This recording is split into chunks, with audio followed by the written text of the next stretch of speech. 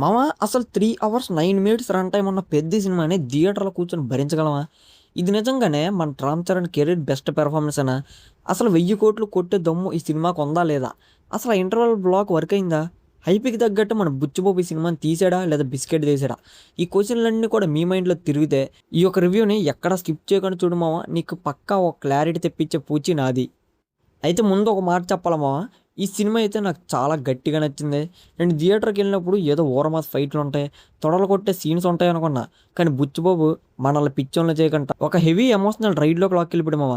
Last 40 minutes అయితే mind block అంతే. Theatre నుంచి బయటకొస్తుంటే ఏదో గుండె మీద 100 కిలోలు బరువు పెట్టుకొని వచ్చినట్టు అనిపిస్తది. First of all 'Charan Babu' గురించి మాట్లాడాలా. అసలు ట్రాన్స్‌ఫర్మేషన్ మామూలుగా లేదుగా బాసు. పెద్ది పెహల్వాన్‌గా క్రికెట్, రన్నింగ్, రెజ్లింగ్ యమ్మ క్రాస్ బ్రీడ్ సాలా.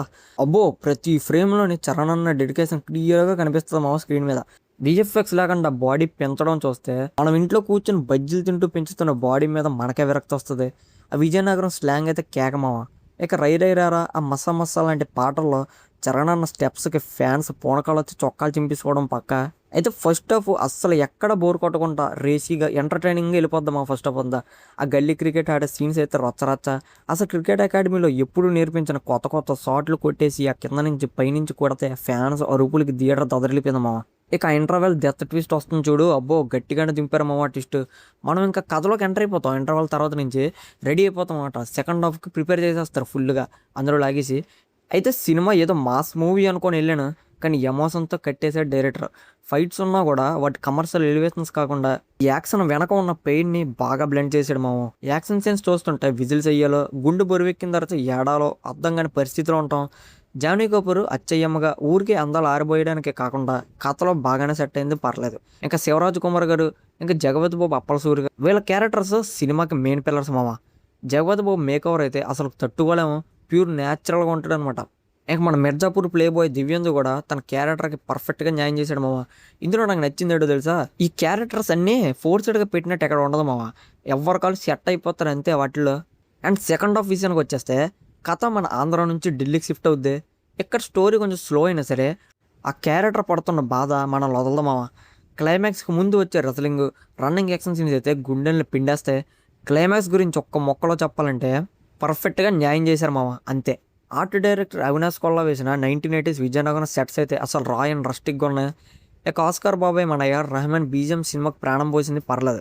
'చికిరి చికిరి' సాంగ్ అయితే ప్యూర్ ఎనర్జీ ఇస్తుంది. బ్యాక్‌గ్రౌండ్‌లో గట్టిగానే ఉరగడైంది. ఇక తచ్చడకుండా నెగెటివ్స్ చూసేద్దాం మామ. సాంగ్స్‌లో ఫ్లాస్ ఉన్నాయి బస్సు. శృతి హాసన్‌తో ఉన్న 'హేలో హేలో' సాంగ్ అయితే బాలీవుడ్ ఐటెమ్ సాంగ్‌లాగా ఉంది. మన తెలుగు నేటివిటీ తగ్గిందనిపించింది ఎందుకో. 'మస్సా మస్సా' హుక్ బాగున్నా సరే అందులో కూడా బాలీవుడ్ సెంటే కొట్టింది మామ. ఇక ఢిల్లీ ఎపిసోడ్‌లో కొంచెం ల్యాగ్ ఉంటది. స్క్రీన్ ప్లే కొంచెం రెగ్యులర్ ఫార్మాట్‌తో వెళ్ళడం వల్ల అది ముందే చూసామే మనకు తెలుసు కదరా ఇది అనే ఫీల్ అయితే పక్కా వస్తది మామ. 3 hours 9 minutes run time cinema కాబట్టి ఓపిక లేని టైమ్ పాస్ మాస్ జనాలకి కొంచెం చిరాకు రావచ్చు. జాన్వీ కపూర్ గ్లామర్ యాడ్ చేసినా సరే కొన్ని చోట్ల ఆమె యాక్టింగ్ ఓవర్ యాక్టింగ్‌లాగా అనిపించింది.